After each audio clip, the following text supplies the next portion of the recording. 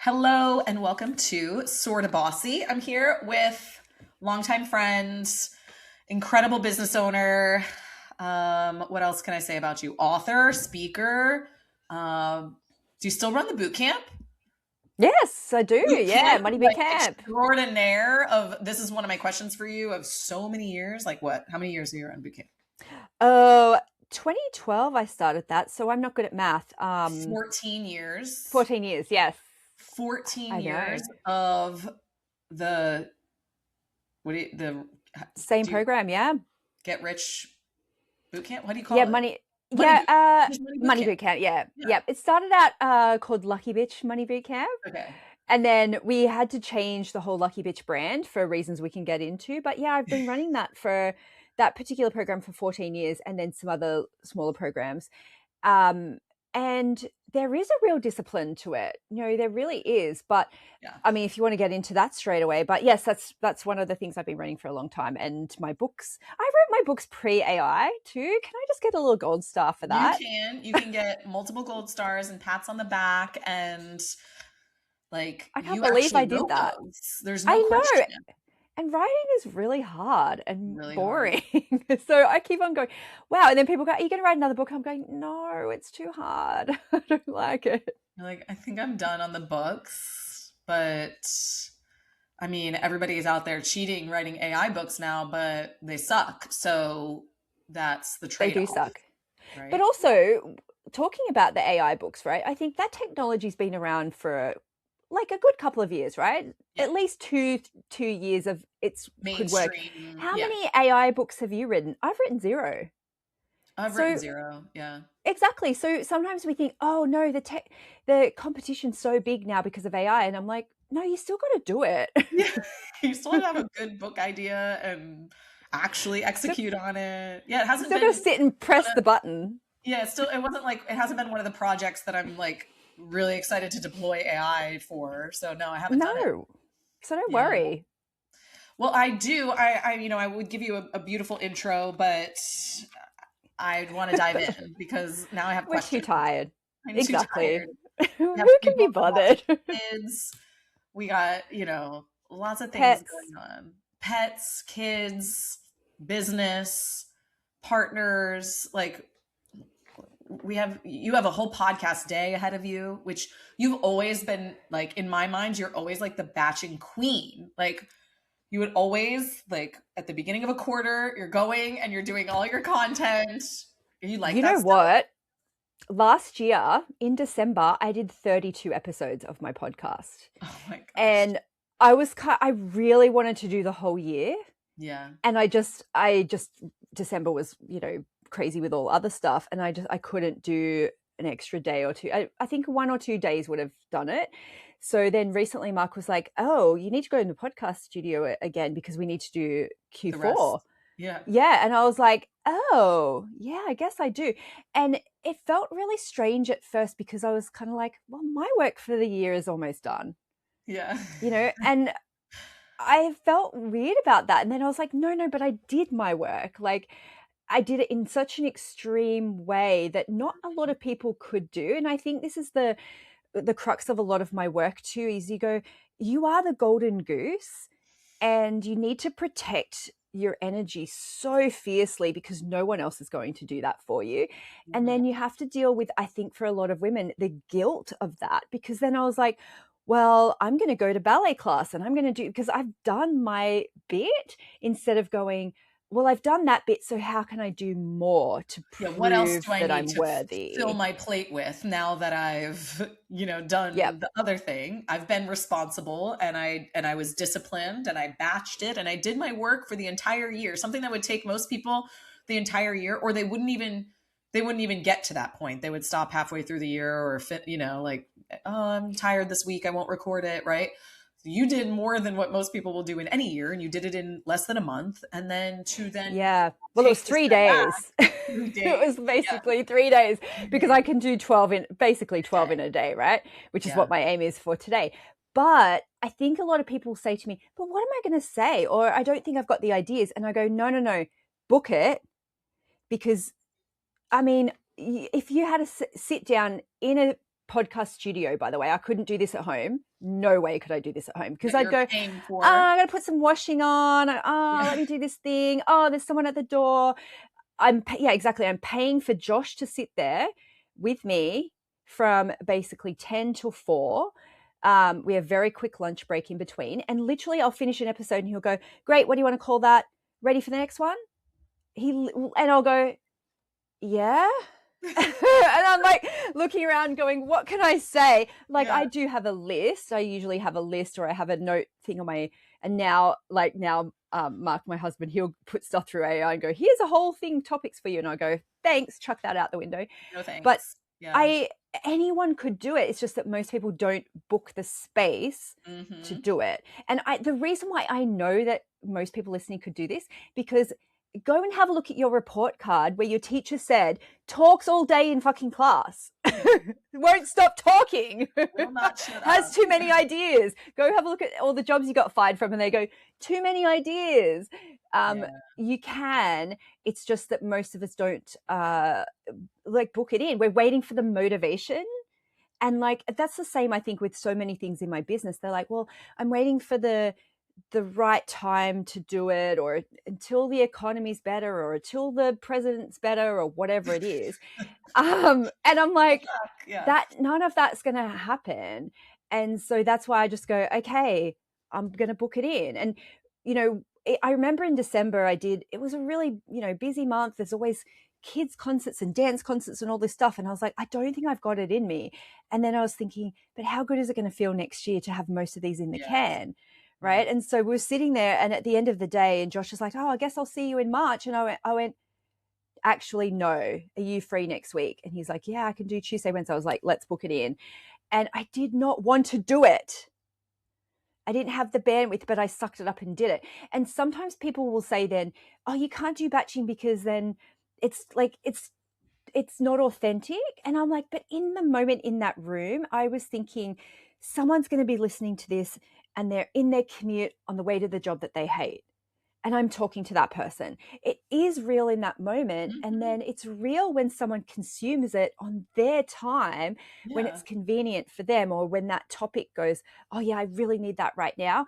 And I think that's the thing too. We've got to flip it and think, someone really needs to hear this. And all I have to do is sit my butt in a seat, or all I have to do is book the videographer, or all I have to do is hit launch on that thing that I've been talking about for a long time, or make it available for someone to book in an hour with me.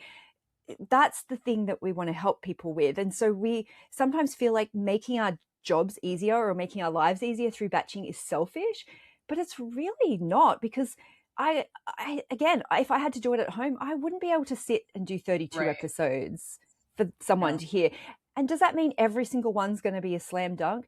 No, but it's like this or nothing. And maybe like it's not a slam dunk to everybody, but it's still probably a slam dunk to someone. And that's the whole point, right? Like that's something that someone needed to hear.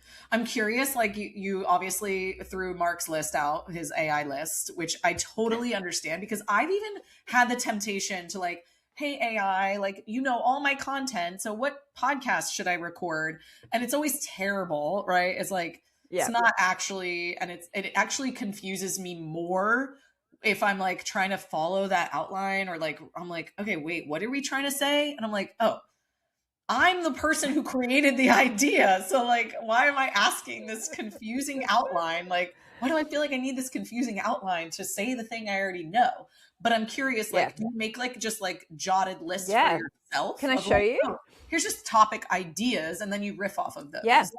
Because absolutely. I know, like Amy I'll try and find it. Colleague, friend, like she, like, I don't know if she does this anymore because she's been on video in the past couple years, but she would script those podcast episodes to the word, right? And she's very poised like that.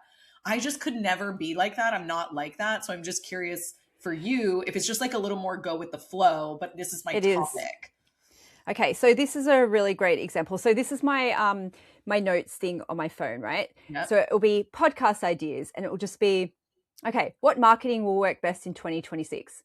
Number 1, don't overlook the simple 2-step process. That's it. I can talk about that for half an hour. Yeah. For half an hour, I can do that. I also try and split mine into because I want it to be about 30 minutes, which is a real discipline for me. Because I remember when I was starting the podcast, I said, what's a really good length, guys? What do you want? And people were saying 30 minutes is perfect because it's basically a commute to and from school, a commute to and from the gym. And I was like, folding the clothes and putting them away. Like, right? Yeah. And I was like, oh, I listen to like hour and a half, 2 hour episodes of things. But it was a real discipline. So I try and do first segment, 10, 12 minutes. And I'll have a timer on my phone. And then I'll go, let's take a break. And then I come back, do another one. And then I'm like, okay, let's take a break and we'll do a final thought. And sometimes Josh will be like, okay, you ready? And I'm like, yes.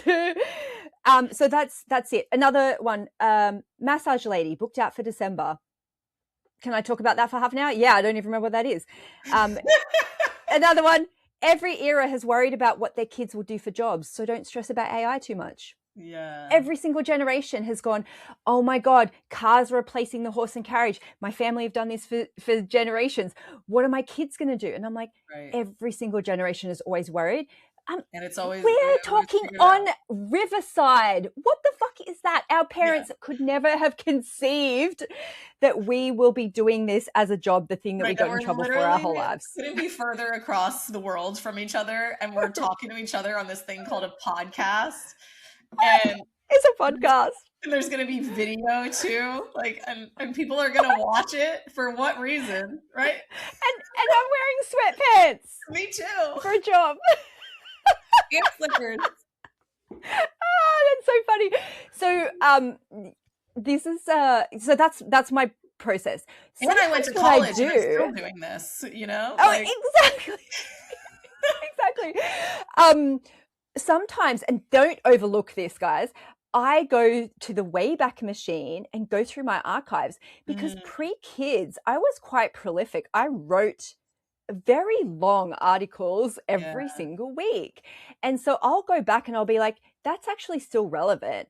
And so I can basically redo, like I can just pull up an article. Idea. Yeah. Absolutely. Especially ones where I'm like, oh my God, you did put bullet points in there. You're so smart. Or I did like 6 steps to blah, blah, blah. I'm like, oh, this is great. So I'll do that. But also, I think this is an ADHD superpower for me where I can kind of skim things, talk into the camera, all this stuff all at the same time. And yes, I do video them now too, not very high def. I just literally will do like Zoom on my computer or my phone or something like that. So for between each episode, just for doing that, because again, I realized this too, that my team wasn't necessarily good at thinking multiple uses of things. And they'd be like, oh, we need more content for you. And I'm like, no. And this is why, again, AI is so great for things like that, because I'd be like, I could make 100 things out of that. Right. Pre-AI. Now you guys you've got that. Don't keep on asking me for more primary source material, because that's my life force energy and I've done it for you.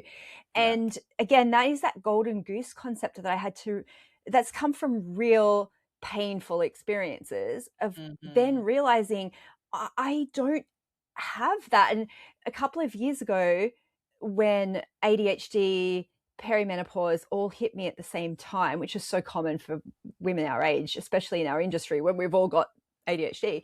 I know. I'm just realizing that I have ADHD. I'm just realizing, like, with the past, like, probably 6 months, and I have not been officially diagnosed, but I'm like, oh, that's interesting. Like, oh, wait, that's ADHD. Like, oh, all these weird food things that I do, those are, surely. Yeah. Do you have the combo, the autism ADHD combo? I have no idea yet. Okay, because I think you do. I'm not a doctor. Yeah. Only because I've seen it in so many entrepreneurs that I know. I don't think I do have the combo. But I've seen it in so many ways where I'm like, how did we not know this? Well, I think a lot of it, from what I'm reading and understanding, is that the way that it manifests and shows up in women is so different than how it or girls is so different than how it showed up in boys, right? Yeah. And as we know, like, most medical studies are done on boys and men. Cool for us. Which is right? how I was diagnosed, because my son was diagnosed. Yes. And then you're starting to go, oh, At wait. 6.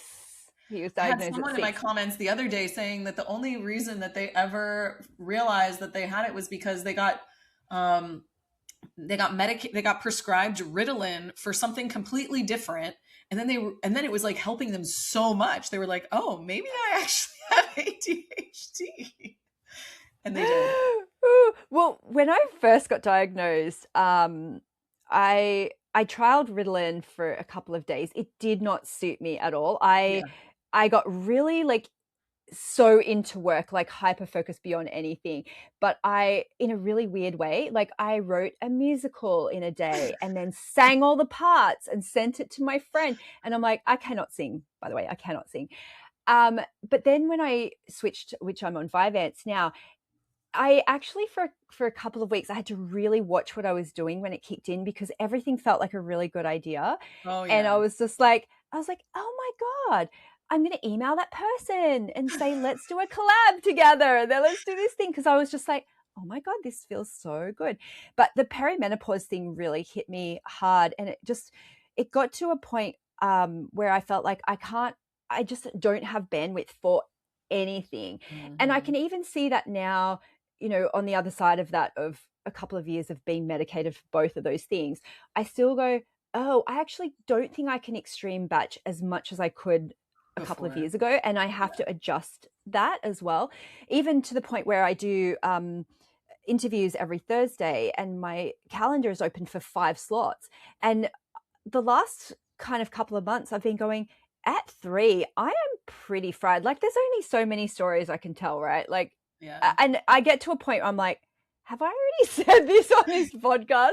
And I can Was just that feel the my podcast brain before, or did I just say that to the same person? literally, Yeah. right?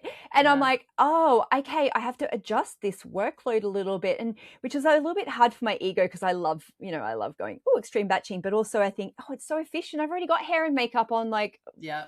let's do 50 of them.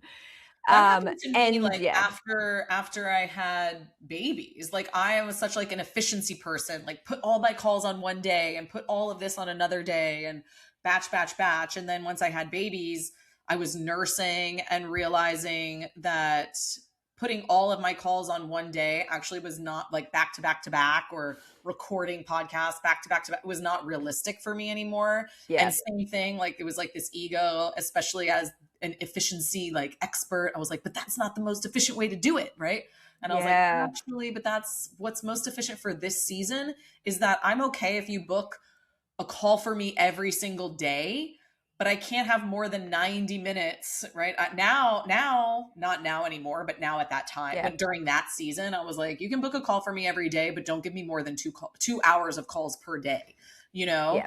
I just couldn't handle it. And I wanted to be able to nurse and not stress and not be on calls leaking and being like, oh my God. Yeah, absolutely. So But I think that during that season, I had seasonality, to like yeah. change what actually was efficiency, and it wasn't what it used to be, you know? Oh, absolutely. And I think that season stuff is so important for us to acknowledge, not only for our own capacity, but it's like, what does team look like in different seasons? And Mm-hmm. we've just switched now, like all my kids are at school.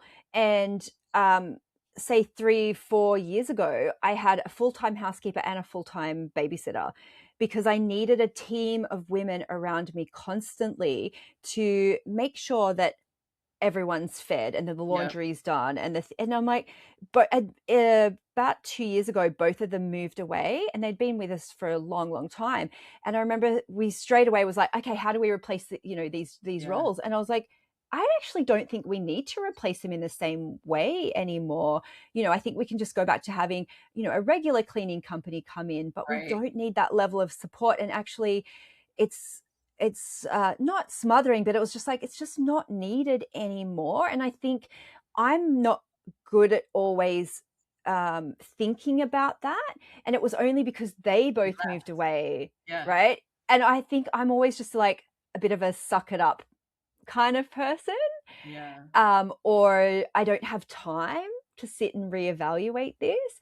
And I think that seasonality conversation is really, really important, of like, what do Yeah. I And like need right now? Yeah, sometimes it's hard to like make that decision. You're just going with, the flow. And if there's not some big change, then it feels like it's just not even top of mind to make the decision or ask the question of like, wait, do we really need this person still or these people still? And I think that happens on business teams too a lot, right? Where there's, Yeah.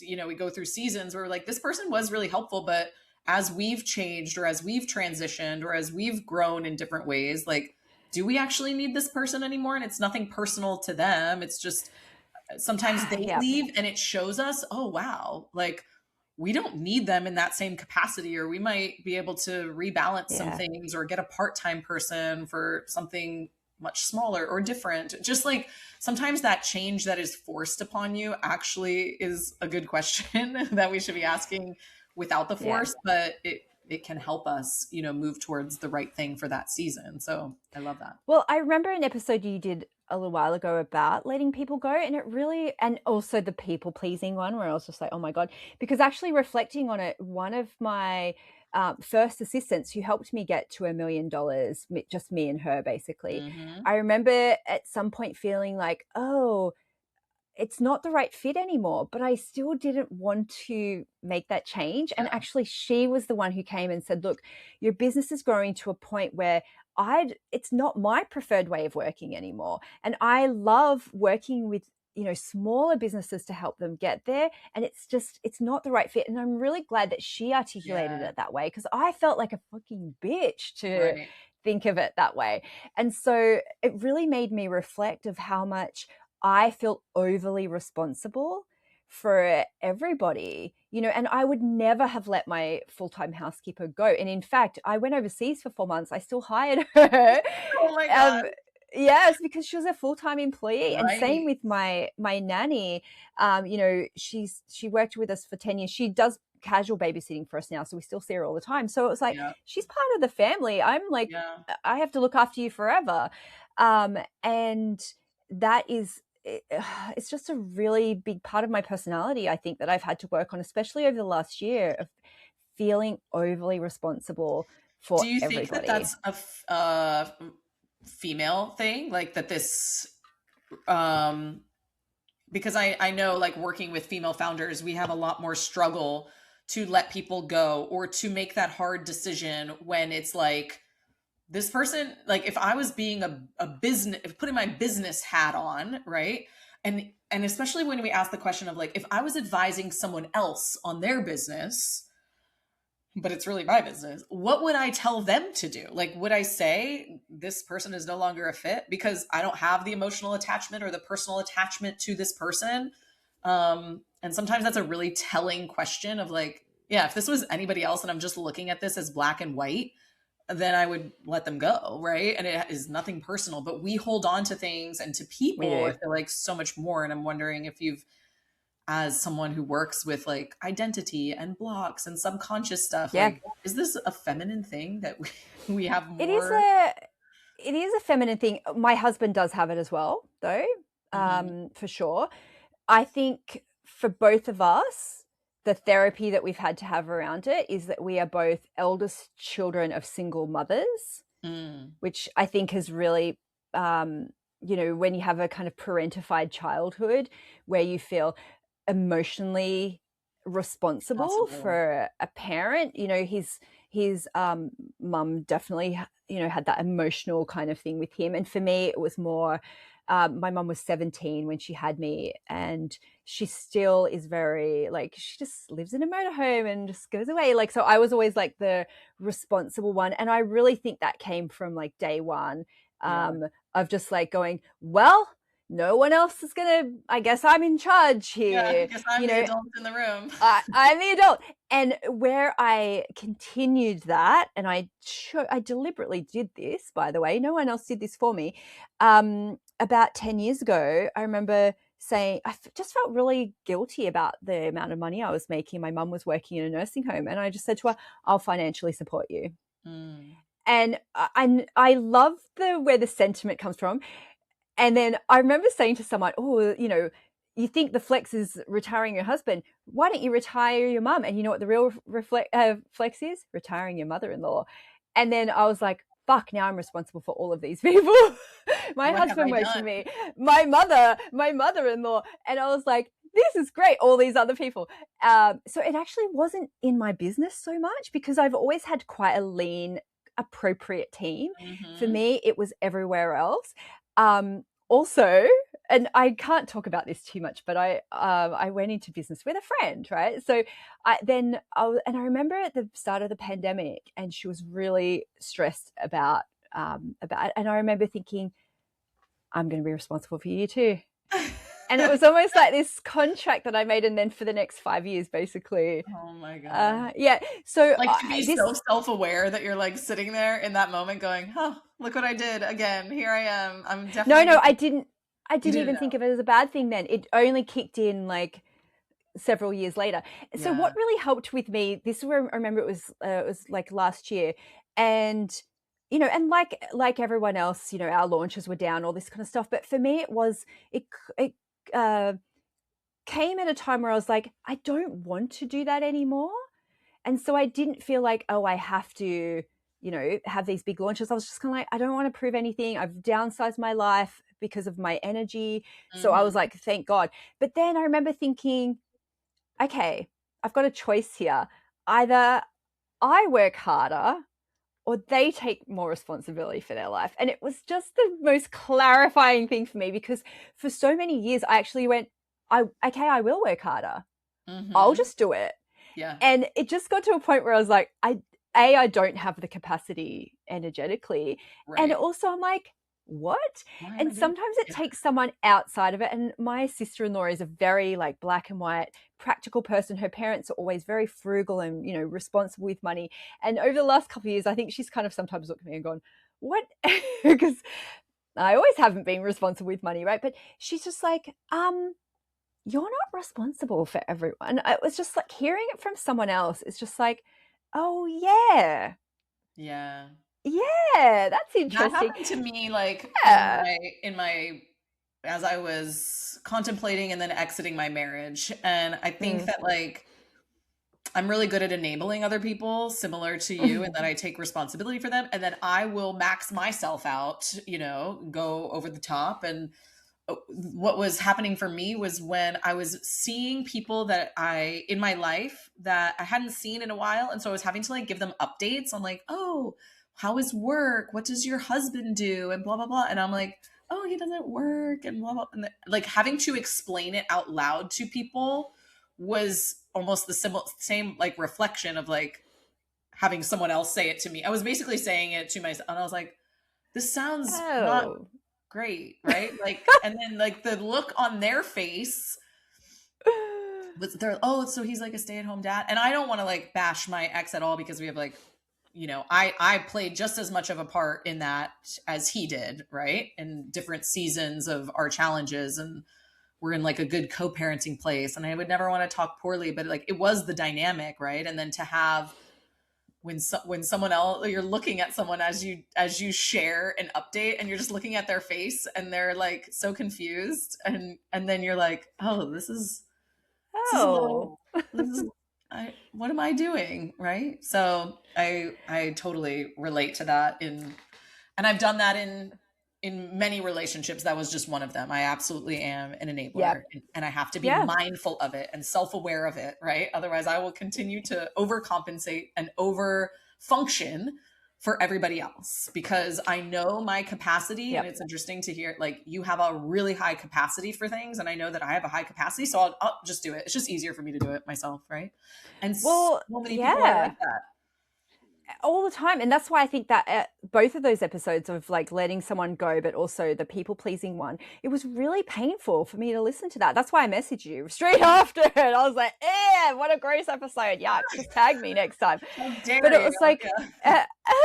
but that's where I think is the complication for so many of our businesses, because I always think business is pretty easy. Like, I don't think a launch is hard. It's all of the other things for us women mostly, where it's the interpersonal stuff, it's the over responsibility, it's the, burning ourselves out, it's our patterns over and over again.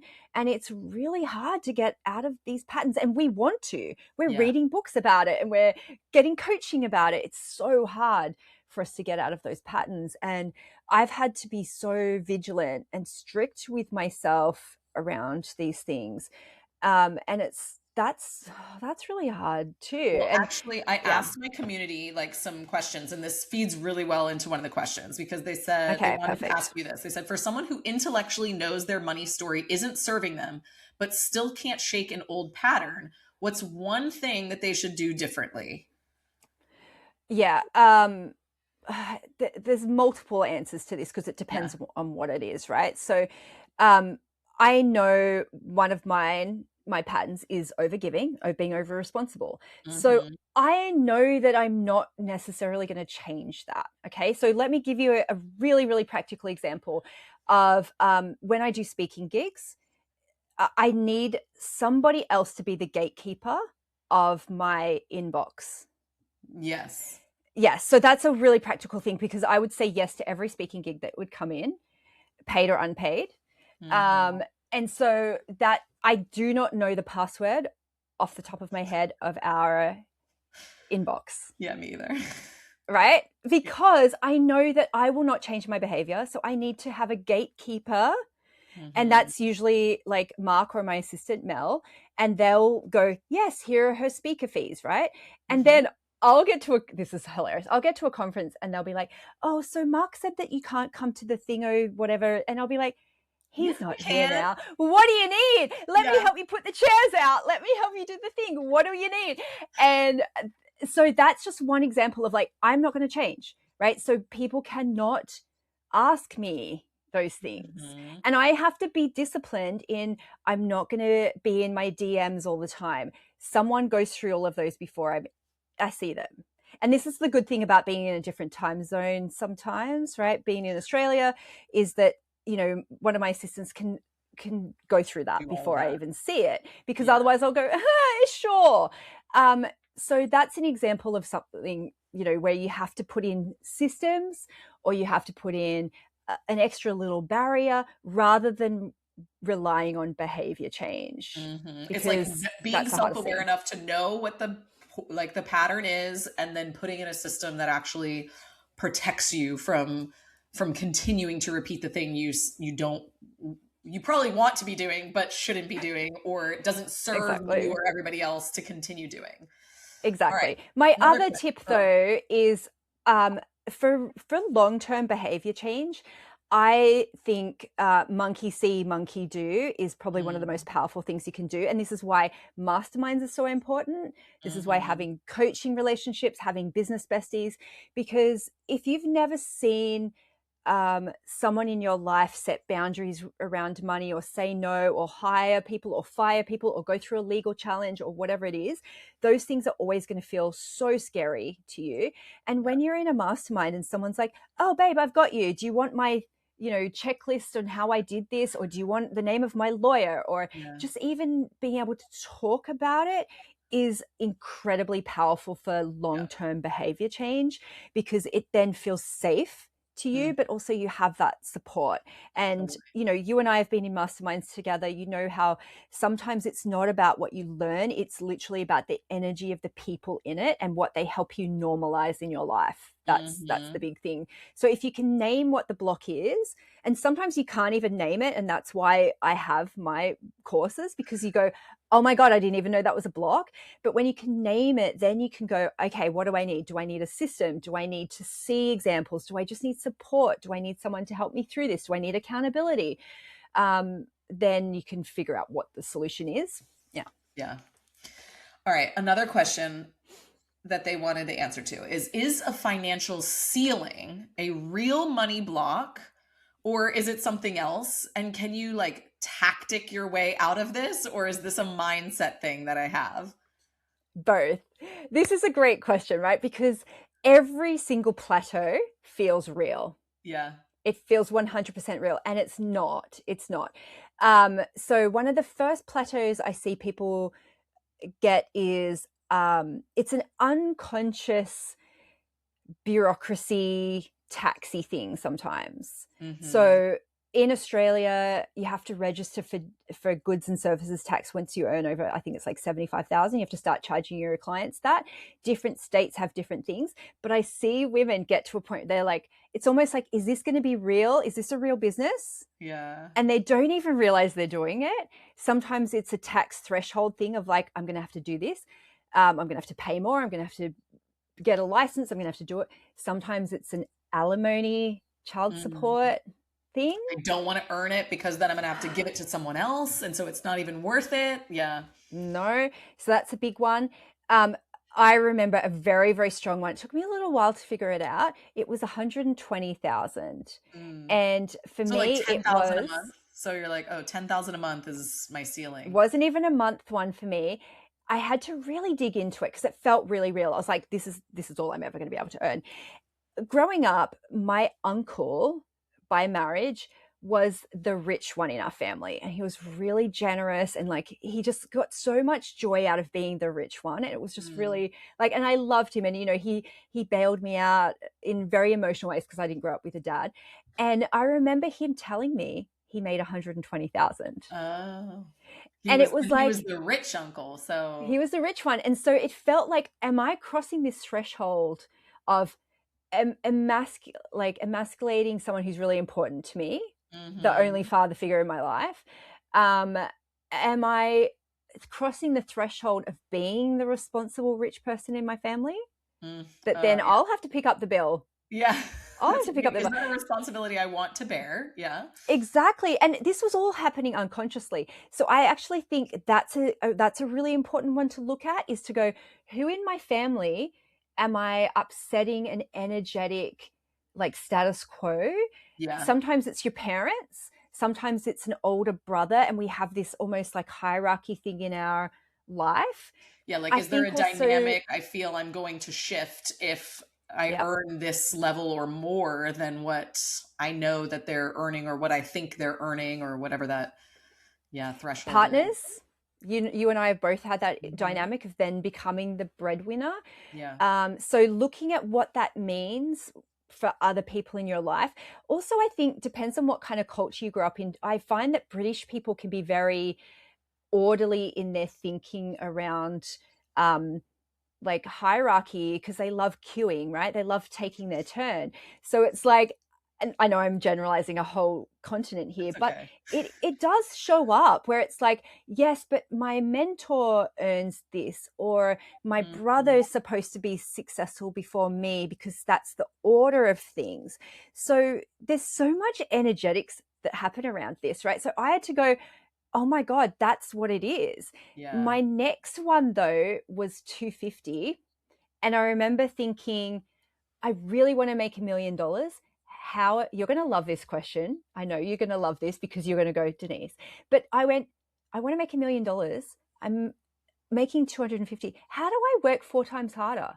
It was like the math didn't math because Yeah, that was like the only that way doesn't I could think of, that doesn't really seem possible. So what would I right? do to work four times as much? Yeah. Right. And Yeah. because of the work that you've done, that's Yeah. not how you No, leverage that. But that's not the way. Yeah. that's what my mind was telling me. And I think Mhm. too, with my generation, I grew up in a very analog childhood, and I didn't even get a mobile phone until I was 19, right? So Yeah. the math did not math for me because my whole life was, you want more money, go pick up an extra shift at the waitress, like your waitressing job. Yeah. It was a very linear one-to-one relationship to effort, reward, hour, you get this amount of money. And so I had to, that's what helped me break through that 250 mark. I didn't get another block honestly until about 750. And I think that was just, I think a lot of that was logistics of like, I need more people. I don't know how to manage this. Once I Mhm. kind of realized that at every plateau, it's actually not usually logistical. It is energetic. It is, who am I upsetting? What's happening? What's my identity here? Am I allowed to do this? it is mostly that. Yeah. And it's always, what does this mean?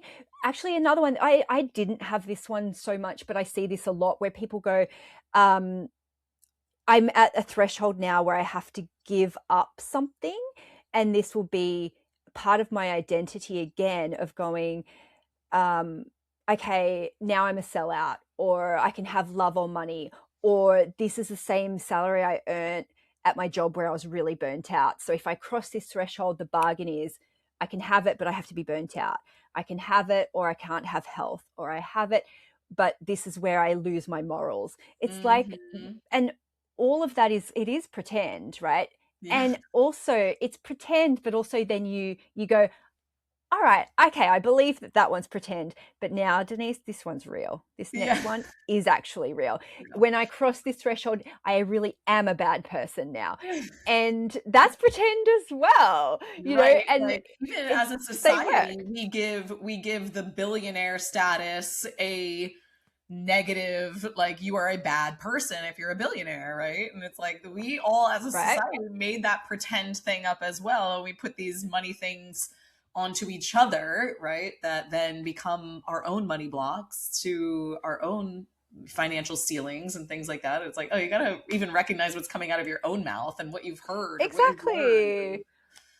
Yeah. It might even be based on something that you heard as a kid where someone said, no one earning, you know, this amount of money can be a good person, or, you know, what you thought was a good salary as a kid. There's so much that goes into it. You don't even realize some of this input. And for some of us, it's movies and TV, some of it's family. I remember they told their grandma that they were earning a certain amount of money, and she said, oh, you're going to get robbed. You know, don't tell people about it. And all of that stuff lives within us. Yeah. And that's when we put unconscious limits on there. We block ourselves. We stop doing the things that we know we should. We sabotage it. And it is all just, you know, human behavior, human nature stuff. And I actually also think, again, going back to the example of monkey see, monkey do, if you've never seen real people earning that kind of money, you think that they're beyond you. You think they must know something different than you do. And when you're surrounded by people like that, and, you know, I've hung out with a very lovely, very down-to-earth billionaire quite a few times. And some of the things she was talking about that her clients were dealing with, I was like, oh, it's the same stuff. It's the same stuff. And I just thought, I was like, oh, I still have that belief that no, there must be some threshold you cross again where it's like, oh, you get upgraded, or you only can be a certain type of person to cross through that threshold. Right. And I wouldn't have even thought that until I was speaking to her. And then I'm like, oh, she's just a normal person. Oh, her clients are normal people. Oh, it's the same human nature stuff again and again. Yeah, here it is again. Yeah. Again, why? Again and again and again. All right. Do you have time for 2 more questions? Absolutely. Okay. This is the problem. I go, oh, I could talk all day. I shouldn't have even asked you that. Of course you have time for 2 more questions. People will say to me, oh, my podcast is only 30 minutes. Is that okay? And I'm like, yeah, sure. I can talk. Try cutting me off. I know. Then we talk. I've got asides to my asides. All right. So the next question that they had, or another one that I thought was interesting, is probably more of a marketing question, but like, what's worked best for you in translating what they're saying is an abstract idea like money blocks into something that people will actually purchase or take action on? Yes. Okay. So my 2-step marketing process. Okay. It's really, really simple. This has made me millions of dollars. I've never had a marketing plan. Share what you know and make offers. Share what you know, make offers. So share what you know is just like help people, give your tips, give your wisdom, tell your stories, things that have worked, things that have not worked. You know, like, be helpful. Yeah. And you don't need to know everything to contribute to a conversation. You don't have to be the guru of all the gurus. And so I remember when I wanted to start talking about money, my first thought was, okay, go back to uni first, go do a 3-year degree in accounting, because you're not allowed to talk about money. Yeah. You have to be that. And then you're allowed to talk about money. And I remember just thinking, but what if I just talk about the things that I'm struggling with and the things that I've learned and sharing stories from other people, and while always telling people I'm not an accountant, I'm not a financial advisor, Mhm. I'm a student of money stories, right? Yeah. Share what you know and then make offers. So it's like, hey, here's this thing that I learned, and by the way, I can help you with this. Yeah. You can book in an hour with me, or you can buy my book, or you can join my course. And that is the only marketing that I've ever done. And I think people can get really in their head around it, right? Because it's like, or we try and be too many things to too many people, and we try and solve too many problems in the one whatever. But it's like, just share what you know from a place of giving, which we all do all the Mhm. time. Right. Like, how many times do we do this with strangers, with everybody? We're constantly trying to help people. And then just say, and if you need my help, here's the thing. Here's the thing. That's it. I love it. That's it. Well, Yeah. speaking of offers, the last question, I did this episode, and I think that this question is very aligned with an episode. I called it "Be Bored and Rich," right? Like, Oh, I missed this one, but yes, okay. I know. Yes, love this. And this individual wanted to know, do you ever get bored of running the same program, right? Your Money Bootcamp over and over and over. And at the beginning of this episode, you said you've been running it for 14 years. So, Yep. number one, do you ever get bored? And number two, my add on to that is, how do you stay disciplined even if you're getting bored? And if you're not getting bored, then that's amazing. I love this question so much because my business services, what I offer, the like the reason for that is not to entertain me. Yes. Yes. It's This is what I'm not. talking about. Yes. It's not to entertain me. I don't need to get my excitement. It's not for me. Um, when I say that, sometimes people go, but don't you want to build a business that like lights you up? And I'm like, absolutely. Yeah. But the product of the business is not my personal entertainment. It's not. I think, though, that we have these brains, usually if we're in business, where we do need to be entertained and we do need challenges. So I get that from other things. Sources. Yes. So I have joined, like, I'm looking around in my office because I wish I could show you because it's emblematic of what I'm saying, right? So Yeah. I joined an adults ballet studio a couple of years ago because I was obsessed with dance as a kid. And I Mhm. remember at 8 years old, people say, what do you want to do when you grow up? And I say, I'll either want to be a dancer or a business lady, but there's no money in dance, so I'm going to be a business lady. I made that choice at 8, Yeah. right? So now I'm like, not only am I in 9 dances for our concert that's in 3 weeks, I volunteered to make costumes for 2 of those dances. Right? Yeah. So I'm looking, I have to get it because I just have to show you. Because All this the is this is how I get my excitement. Okay, I'm back. All right. I love that you're saying this. This is exactly what I tell people. I'm like, your business does, just like your partner should not be does not need to meet every single one of your personal needs. Yes. You need to get fulfillment from other areas, other people. Your business should not be meeting all of your needs. Your business is not your sole source of entertainment. Look, you could be making this is costumes my entertainment, like Denise. So this is a dance that we're doing called $1 Million Bill. Hello. Yeah. And so I got to make and design this costume. So it's like money, like things at the back. It's like the color of money. I volunteered to make 13 of these costumes. Of course, by the way. Yeah. Plus 9 Rockettes costumes, which I don't have right in front of me now, which are beautiful and blue and sparkly. And I've resisted monetizing this because people will then, like, someone then asked me to do the costumes for a musical that they're creating. And I was like, there was a second I was like, can I? And I was like, no. So that is what I've had to do from my brain because otherwise I will break my business. Yes. I will break it in pursuit of fiddling with it and changing it and sabotaging it in a way that creates excitement and drama and all of this stuff. So I do it in exciting, seriously threatening ways. Like I do ballet exams. I do perform at nursing homes with my dance group, right? So yes, I get bored with my business, but I fall in love with it again and again in ways that don't require stress and adrenaline and risk. Mm-hmm. And every time I think, oh, I'm done with it now because everyone's seen this, or then I still get people go, this is brand new information to me. And Right. this is life-changing, brand new information. And I'm like, it's not for me.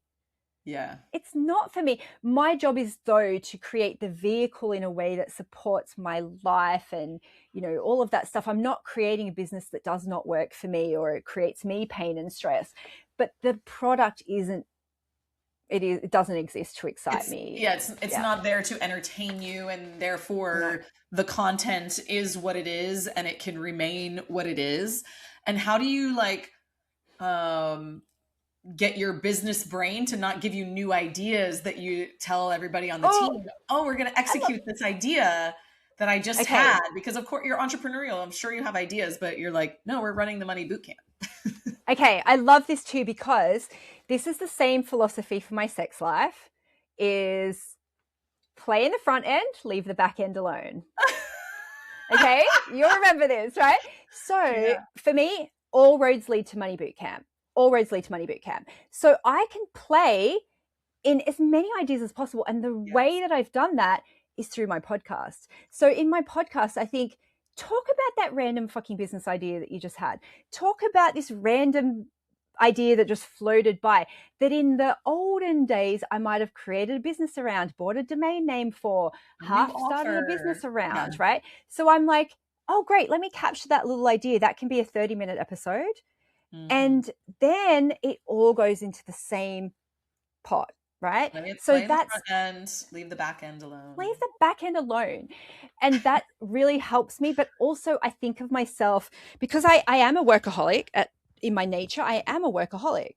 Yeah. I am a crazy uh, ADHD brained workaholic. And so I will say to myself, like an alcoholic would, you can break it tomorrow, just don't break it today. And Mm. the urge passes, the idea Yes. flies by. But having that note function on my phone to be like, that's a great idea, put it in there. I think parking it gives it somewhere to land. Yeah, we And call then it a I go, parking lot. We'll put it in the yes, parking lot. put it in the Because parking lot. most of the time Exactly. it's not even that good of an idea. Like you said, No. put it there, and it just needs a place to go, and sometimes it'll just float away. It's And like, it might be a whole episode. It might even just be one sentence. yeah, Meanwhile, I've disrupted my whole life for for that. this, yeah, No. yeah. I also think I see it sometimes, again, back into the dancing world, because I'm absolutely obsessed with dancing. It's my whole life, again, like it was as a kid, I love is it. that sometimes I'll create costumes for a dance that doesn't exist yet. But it's a fairly harmless way, especially when I do a lot of thrifting, or like I can go into I've got a whole wall of dance stuff everywhere. I can just be like, oh, I'm just going to make something. Yeah. And we had a trivia night the other day, and I made a full cat's outfit and wig, and it was like, that It's used low to be risk. a It's low distracting. stakes. Yeah. It's like I spent $100 at the thrift store on making a cat wig out of an old cushion. That is very, very low stakes, and Yeah. that does not destroy my business, and it doesn't Right. kill the golden goose. And I've realized there's two golden geese. One is the business, don't kill that, but also I am the golden goose Mm-hmm. of my own life, and Yes. I do not exist just to feed the business. I also think my extreme batching has really helped me separate that energetically, because it used to be like, everything's content. Okay, I saw you can't even sit down and have a fucking coffee because you have to make it a teachable moment for someone else, right? Yeah. So the fact that I've then separated those two things out, I can exist as a person, Yeah. and I can not, it's not a performance when I do it, but it's like, it's just separate. That is for the business, and this is It's for for me, me. myself, like Denise, who needs that, not Yes. DDT or Denise, that's really helped me. If anyone needs any more, reason why they should batch, it's just such a great energetic separation. And then you realize you don't need that constant entertainment from your business. It's enough Yeah. to do it once a month or once quarterly. I'm putting that input in. Yeah. That I love helps. that. So get a hobby. Get a hobby that you do not monetize. Yes. And Yes. don't use you're not seeking entertainment from your business. Your business is not built to entertain you. So if you're bored, that's fine. Get over it It's and fine. keep serving people. Well, Yes. this was always a joy, a pleasure. Like, thank you so much for being here and No, for thank giving me you. 54 minutes of your time instead of 30, Thank like I said. you. And thanks What? for calling your podcast Sort of Bossy, by the way, because that was such a big word for me growing up too, about being bossy. And Yeah. one of my daughters is very similar to me as a kid, and I've never ever called her bossy because I'm Yeah. just like, you're such a great leader. Yeah. But I love that you called it Sort of Bossy because it's a big, Sort of bossy. And we are the boss, right? Yeah. Where can Oh, people can I tell you find one more thing? No, Yeah. before I say that, this is so funny because I've got one son. We're all women. My husband Mark definitely takes on more of the mother role, right? I remember when he was like 4, he came up to me, he goes, daddies can be leaders too. And I was like,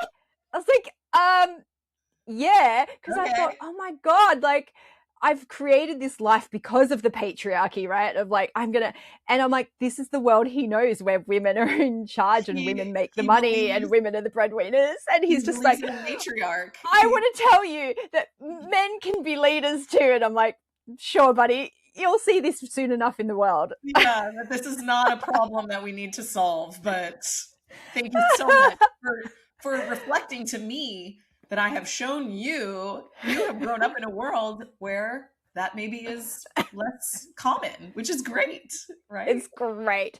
Okay, how can people find me? Good they question. obviously Thank you can for go asking that. to Money Bootcamp for the 15th year in a row that you've run. Yes, so it's evergreen actually. So Amazing. People can join anytime. We do a monthly call at the end of the month. There's an amazing group, so you can be immersed in this world of talking about money, especially if you've never had a safe space to talk about money. That's really important. So you can join at any time for that. My website is denisedt.com. I would say come and follow me on Instagram or somewhere like that too. I do share some dance videos sometimes on that. Yes. And my ballet adventures. The costumes. You get to see the costumes and sometimes just the crazy, stupid things that I do. And I'm on Point as well, which is super fun. So I share that. Denise DT is my Instagram handle. I would say too, if you like reading, my books, I would say Get Rich Lucky Bitch is about money blocks. If you don't even, if you're kind of new to the conversation, my latest book, Chill and Prosper, is about creating a business that protects the golden goose. So all of those books, they're on Audible. I read them. They're on, Kindle. They're on paperback. You can get your library to order them in as well. So if you like read, I think that's a really good place to start, just to go. And I'm probably not going to write anymore and enjoy pre-AI written books. And they are really well written. So I recommend go read the books. It's a perfect place to start. Follow Denise on Instagram so you can see the money stuff and the dance stuff. The dance stuff. And if you're ready for the next step, you can go to Money Bootcamp. I'll put all the links in the show notes so that people can find you easily. But thank you so much for sharing time and space with me and with everybody. And I hope everybody has my pleasure that they can take away and improve in their life, in their business, in their money, and that they can feel a little bit more confident being sort of bossy after this episode. So yes, and please bring me back. I love being a repeat guest, and next time we can talk about. You can just be my co-host. We'll just do it all the time. That's so fun. Working with your spouse. I think we should have a whole episode on do's and don'ts, cautionary tales. I'll be the cautionary tale, and you will be the. Me too. No, it's still working so far. And all the fun, there's a lot of fun things we can talk about. So thank you so much for having me on. I loved it. And I'll see you next time. See you next Tuesday.